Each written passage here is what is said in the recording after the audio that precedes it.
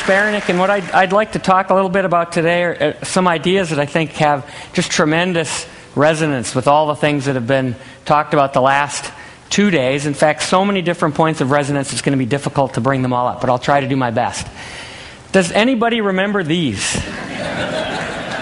Okay, so these are LP records, and they've been replaced, right? They've been swept away over the last 2 decades by these types of world-flattening digitization technologies, right? And I think it was best witnessed when Thomas was playing the music as we came in the room today. What's happened in the music world is there's a culture or an ecosystem that's been created that, if you take some words from Apple, the catchphrase would be create, rip, mix, and burn. What I mean by that is anyone in the world is free and allowed to create new music and musical ideas. Anyone in the world is allowed to rip or copy musical ideas, use them in innovative ways. Anyone is allowed to mix them in different types of ways, draw connections between musical ideas, and people can burn them or create final products and continue the circle. And what that's done is it's created, like I said, a vibrant community that's very inclusive, with people continually working to connect musical ideas, innovate them,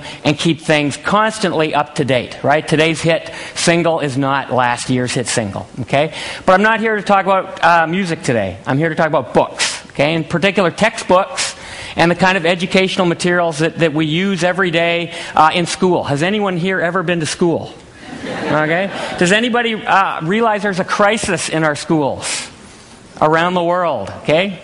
I hope, okay, I'm not going to spend too much time on that. But what I want to talk about is some of the disconnects that appear when an author publishes a book, that in fact the publishing process, just because of the fact that it's complicated, it's heavy, books are expensive, creates a sort of a wall between authors of books and the ultimate users of books, be they teachers, students, or just general readers. Okay? And this is even more true if you happen to speak a language other than one of the world's major languages, and especially English. And I'm going to call these people below the barrier shutouts, because they're really shut out of the process of being able to share their knowledge with the world. And so what I want to talk about today is trying to take these ideas, right, that we've seen in the musical culture and try to bring these towards reinventing the way we think about writing books, using them, and teaching from them. Okay? So that's what I'd like to talk about, and really how do we get from where we are now to where we need to go. So the first thing I'd like you to do is a little thought experiment. So imagine taking all the world's books, okay, everybody imagine books,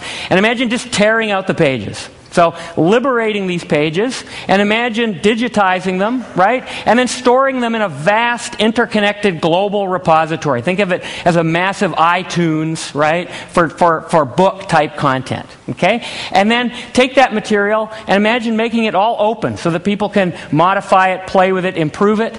Imagine making it free so that anyone in the world can have access to all of this knowledge. And imagine using information technology so that you can update this content, improve it, play with it on a time scale that's more on the order of seconds instead of years, okay? Instead of the editions coming out every 2 years of a book, imagine it coming out every 25 seconds, okay? So imagine we could do that, and imagine we could put people into this, right? So that we can truly build an ecosystem with not just authors, but all the people who could be or want to be authors in all the different languages of the world. And I think if you could do this, it would be called, well, I'm just going to refer to it as a knowledge ecosystem. Okay? So really, this is the dream.